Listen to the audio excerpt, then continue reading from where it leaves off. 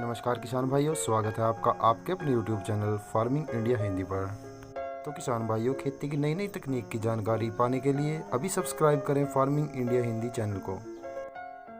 तो किसान भाइयों, आज की इस वीडियो में हम बात करेंगे धान में लगने वाले कीट और उनकी रोकथाम के बारे में।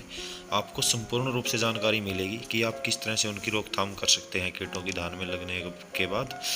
और अगर किसान भाइयों इससे पहले आपने धान के बारे में वीडियो नहीं देखी है तो हमने पहले ही वीडियो बनाई है कि धान में उगने वाले खरपतवार को कैसे नियंत्रण किया जा सकता है, कि आप धान की बिजाई किस तरीके से करें कि आपको अच्छी पैदावार हो, और उनमें कौन कौन से फर्टिलाइज़र का आपको बिजाई के टाइम इस्तेमाल करना चाहिए, कौन सी विधि से आपको अच्छी पैदावार देती है।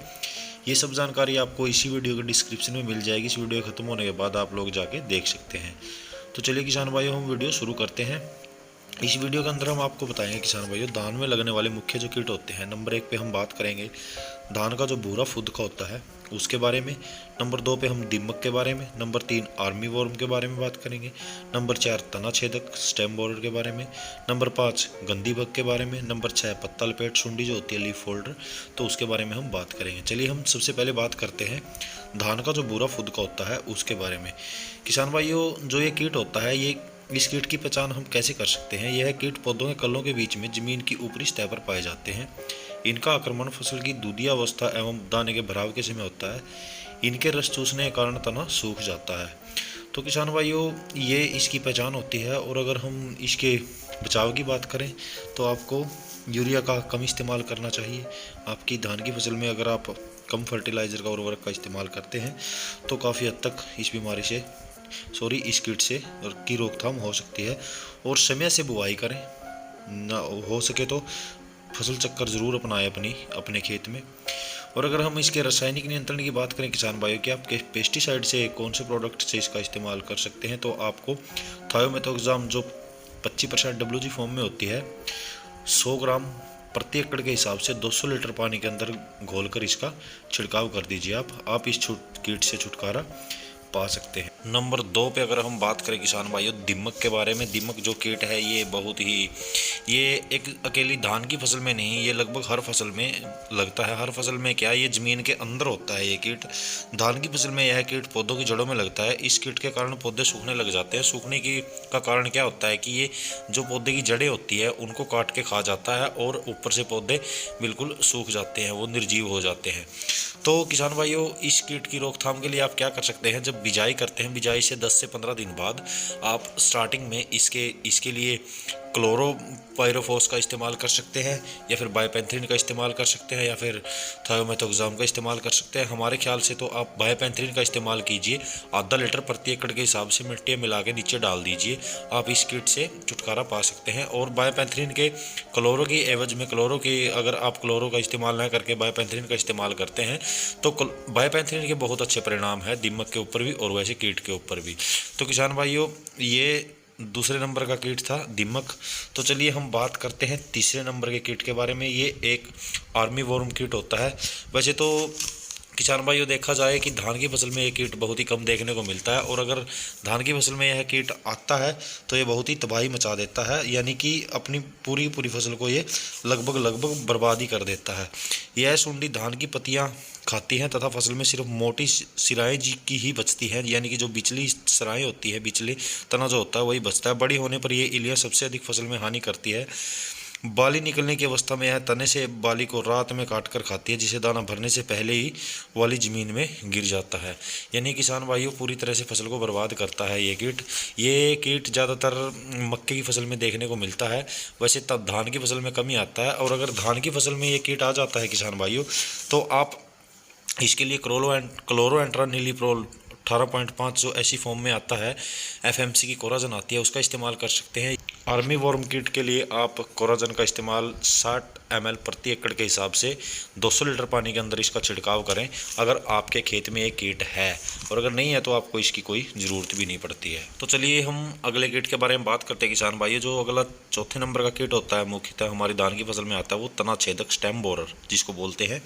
स्टेम बोरर से की पहचान हम कैसे कर सकते हैं किसान भाइयों। धान की फसल में इस कीट की सुंडी अवस्था की काफ़ी काफ़ी हद तक नुकसान पहुंचाती है। यह कीट सबसे पहले अंडे से निकलने के बाद सुंडी या मध्य कलिकाओं की पत्तियों में छेद करके अंदर घुस जाता है और अंदर ही अंदर तने को खाली हुई गांठ तक चली जाती है। पौधे की बढ़वार की अवस्था में प्रकोप होने पर बालियां नहीं निकलती है। यानी कि इसका कहने का मतलब ये है कि आप इस कीट की रोकथाम कैसे कर सकते हैं। जो शुरुआती अवस्था होती है तब आप इसकी पहचान कैसे कर सकते हैं। इसकी पहचान ऐसे कर सकते हैं कि जब एक दो इलियां आपके खेत में दिखाई दें, जब आपके खेत में एक दो इलियां दिखाई दे तो आप इसका स्प्रे कर दीजिए, किसी भी कीटनाशक का स्प्रे कर दीजिए। हम आपको बताते हैं। या फिर आप इसके लिए क्या कर सकते हैं, अपनी धान की फसल में कार्टेप हाइड्रोक्लोराइड का इस्तेमाल कर सकते हैं 8 किलोग्राम प्रति एकड़ के हिसाब से। और अगर आप स्प्रे में इसका छिड़काव करना चाहते हैं तो कैल्डान 50 SP भी आती है और कार्टेप हाइड्रोक्लोराइड 50 SP भी आती है, उसका स्प्रे कर सकते हैं। या फिर क्लोरोएंट्रानिलिप्रोल यानी कोराजन का इस्तेमाल भी इसके ऊपर कर सकते हैं। बहुत ही अच्छे परिणाम आपको देखने को मिलेंगे। किसी भी कंपनी का अच्छा सा ले लीजिए आप ये टेक्निकल, तो आप इस कीट से छुटकारा पा सकते हैं स्टेम बोरर से। नंबर 5 पे हम बात करते हैं किसान भाइयों गंदी भग के बारे में। गंदी भग भी एक कीट आता है धान की फसल में, जो कि एक टिड्डा सा होता है, हरे रंग का होता है। वो भी काफ़ी नुकसान पहुंचाता है हमारी धान की फसल को। इसकी पहचान हम कैसे कर सकते हैं। धान की फसल का यह हरे भूरे रंग का उड़ने वाला कीट होता है। इस कीट की पहचान कीट से आने वाली दुर्गंध से भी कर सकते हैं। इसके वयस्क एवं शिशु दूधिया दानों को चूसकर हानि पहुँचाते हैं, जिससे दानों पर भूरे रंग के धब्बे बन जाते हैं और दाने खोखले रह जाते हैं। उनके रस को ये पूरी तरह से चूस जाता है। इस कीट का प्रकोप धान की फसल पर जुलाई से नवंबर तक रहता है।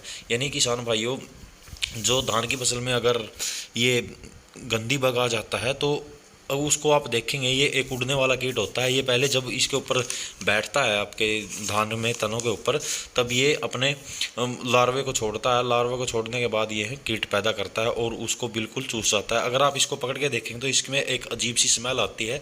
तो इस तरह से इसकी पहचान की जा सकती है।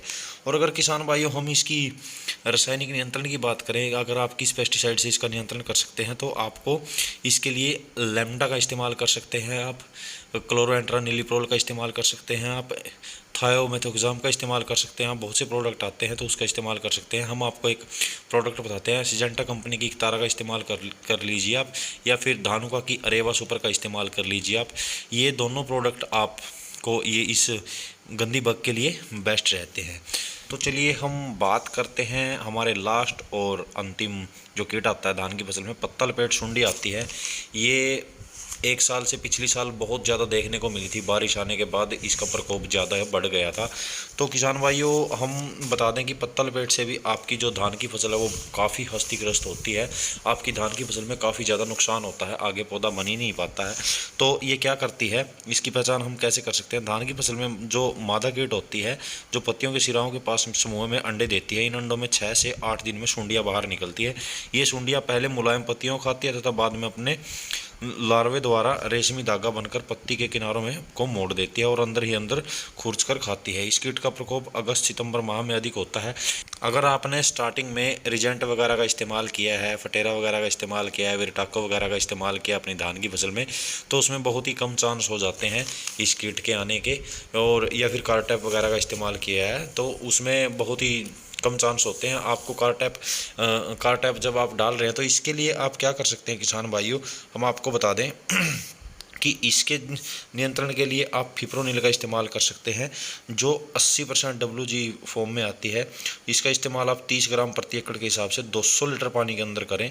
या फिर आप इसके लिए पत्ता लपेट के लिए तो बहुत से प्रोडक्ट आते हैं, शायद आपको भी पता होगा। इसके लिए आप कैल्डान 50 SP का इस्तेमाल कर सकते हैं। कार्टेप हाइड्रोक्लोराइड जो 50% में आती है, या धानुका की मोर्टार आती है, बहुत अच्छे परिणाम है उसके ऊपर, पत्ता लपेट के ऊपर इसके मोर्टार के। थोड़ा महंगा प्रोडक्ट ज़रूर है लेकिन आपको परिणाम बहुत ही अच्छे देते हैं। लेकिन एक इसके बाद सिजेंटा कंपनी की आती है। आप किसी भी कंपनी का अच्छा प्रोडक्ट ले लीजिए जो पत्ता लपेट के ऊपर काम करता है। या फिर कार्टेप डाल दीजिए, आप डबल डाल दीजिए, 8 किलोग्राम प्रति एकड़ के हिसाब से डाल दीजिए कार्टेप हाइड्रोक्लोराइड। इस कीट से आप छुटकारा पा सकते हैं। तो किसान भाइयों, ये थी जानकारी धान की फसल में आने वाले कीट और उनकी रोकथाम के बारे में। जानकारी आपको कैसी लगी हमें कमेंट करके ज़रूर बताइएगा। अगर जानकारी अच्छी लगी हो तो इस वीडियो को लाइक ज़रूर कर दीजिएगा। अपने किसान भाइयों में इस जानकारी को शेयर ज़रूर कीजिएगा। और अगर आप हमारे चैनल पर नए हैं तो प्लीज़ चैनल को सब्सक्राइब ज़रूर कर लीजिएगा। तो मिलते हैं जल्दी एक और नई जानकारी के साथ, तब तक के लिए जय हिंद दोस्तों।